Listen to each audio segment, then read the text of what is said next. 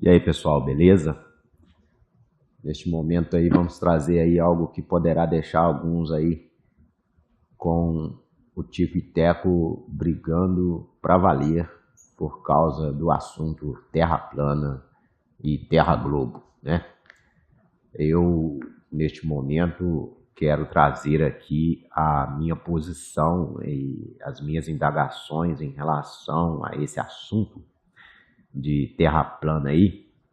Como os senhores já sabem, eu estou em cima do muro porque eu estava fazendo uma análise sobre um vídeo que eu vi aí no YouTube falando, né, sobre aviação, né, e terra plana, aviação e a terra plana.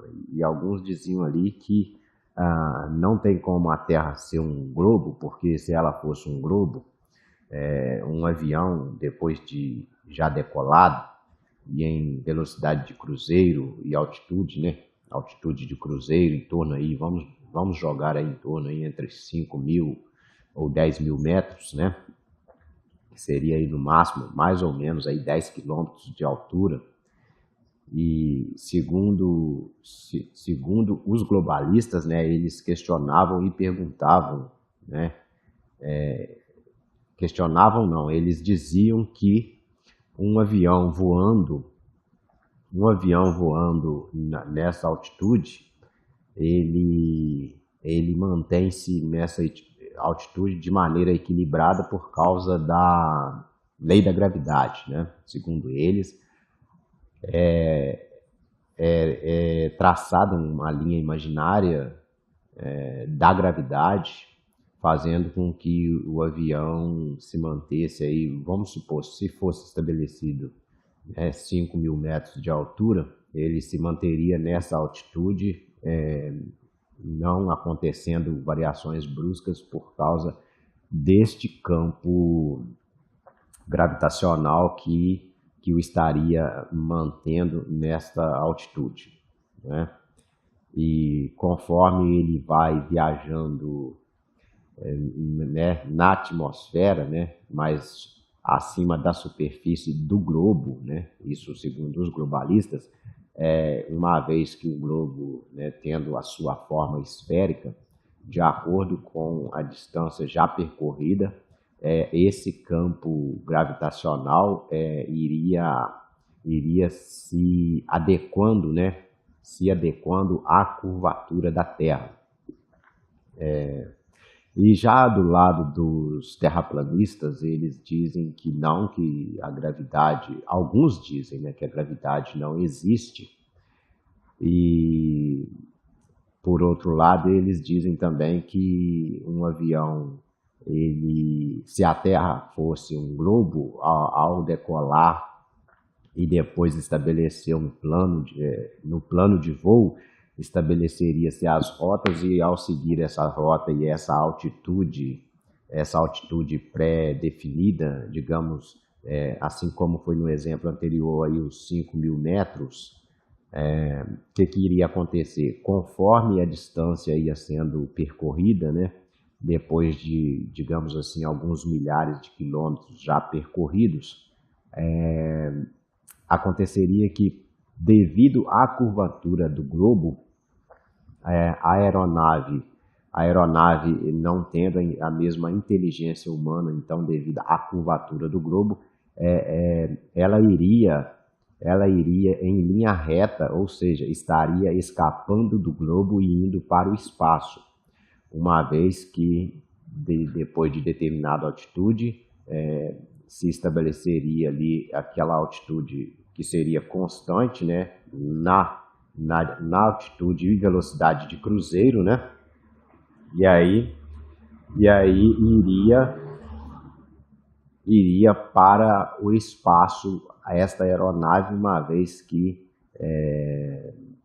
a curvatura da Terra faria com que, em relação ao avião, a Terra estaria cada vez mais longe, né? E o avião andando, ou melhor, voando em linha reta, estaria cada vez mais distante da superfície, indo para o espaço. Bom, Dadas essas informações, eu resolvo agora a dizer o meu ponto de vista a esse respeito. Eu digo que há coerência em ambos os raciocínios, porém devemos tomar cuidado para não comprar como verdade absoluta nem o lado A e nem o lado B. Por quê? Porque se você for analisar pela questão do globo, né, já pela teoria que vem vindo desde que a gente entende por gente, há uma certa coerência quando eles dizem a respeito do campo gravitacional, e eu não diria nem a questão do campo gravitacional somente, mas fato é que a Terra exerce uma força de atração sobre qualquer corpo que nela se encontra, né? Seja no corpo humano ou seja no corpo material qualquer, desde uma pena até uma pedra, todos esses corpos sofrem, digamos assim, influência de uma força, né? Que é o que eles chamam de gravidade. E essa gravidade, então, ao meu ver, o início dela se dá no centro, né? Isso considerando o globo, né? Aí se daria no centro do globo, lá onde eles dizem que tem o núcleo da Terra. Então ali seria digamos assim, uma bola, né? Uma bola que exercesse força gravitacional de todos os seus lados, né? Ou seja, em qualquer ângulo que se tivesse em relação a esse núcleo, o objeto, né, estaria sendo puxado para esse núcleo, né?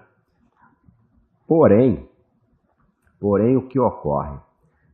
Considerando uma aeronave já na atmosfera, né, voando na atmosfera e sendo atraída por este núcleo, né, por este campo gravitacional, vamos assim dizer, e depois de percorrido, por exemplo, já 10 mil quilômetros, né, por exemplo, podemos tomar como exemplo um voo que saiu, por exemplo, aqui do Brasil e atravessou o Oceano Atlântico, né, e foi lá para outro país lá. Então, de acordo com a ideia da gravidade, ele estaria sendo influenciado por este campo gravitacional também lá neste local, porém ali ele estaria sendo puxado não pelo mesmo ângulo da força que exercia quando ele saiu do Brasil. Para vocês entenderem melhor, eu diria que quando ele estava ainda aqui no Brasil, o avião estava sendo puxado em linha reta para baixo em direção ao núcleo da Terra. E depois já de passados 10 mil quilômetros de distância, já em outro continente, a força ou o campo gravitacional que estaria exercendo esta atração, né, nessa aeronave, estaria partindo na direção do núcleo para aquele continente já. Ou seja, em qualquer ponto que se estivesse no planeta, né, estaria sendo puxado verticalmente para baixo.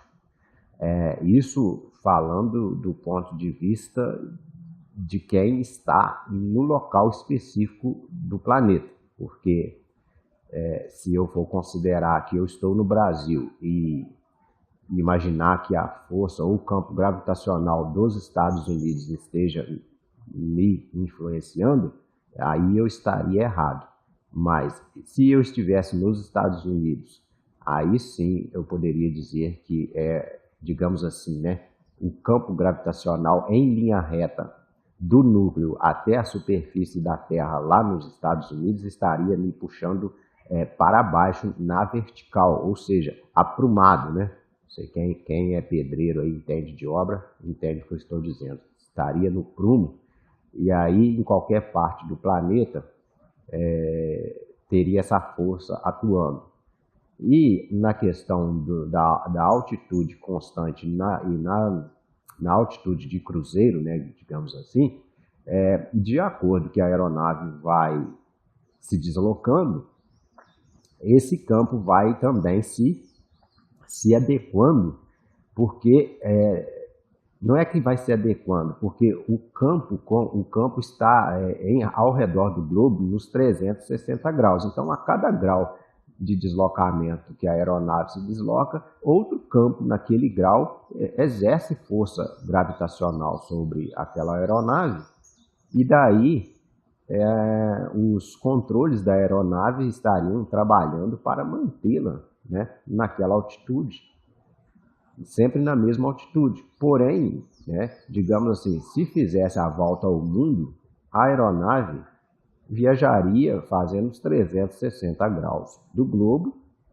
mantendo a sua altitude, porque nos aparelhos dela estaria se fazendo a medição, e eu não saberia aqui dizer se é em relação ao núcleo do centro da Terra ou da superfície, mas estaria-se sempre, vamos pegar como exemplo a superfície. Então, a aeronave estaria sempre fazendo uma medição do ponto em que ela estava até a superfície da Terra. Se deu 5.000 metros, beleza. Se não, se foi a mais, dá uma reduzida na altitude da aeronave. Se foi a menos, aumenta-se a altitude. Isso de maneira automática, né? De modo que ele poderia fazer a volta ao redor da Terra globo ou da Terra bola giratória, como queiram, e se manteria a altitude constante. Aí eu não veria nenhum problema em relação a isso. Mas há muito espaço para se debater sobre essas questões. Em um primeiro momento é isso que eu gostaria de deixar para os senhores. O meu ponto de vista até agora que não dá ainda, que não dá para defender nem 100% a Terra plana e nem 100% a Terra globo, né? A Terra bola. Então que os senhores aí façam aí seus comentários para que eu possa avaliar e de repente ser persuadido aí em uma opinião diferente. Então, por este vídeo é só. Fiquem todos na paz de Deus. Até o próximo vídeo e falou!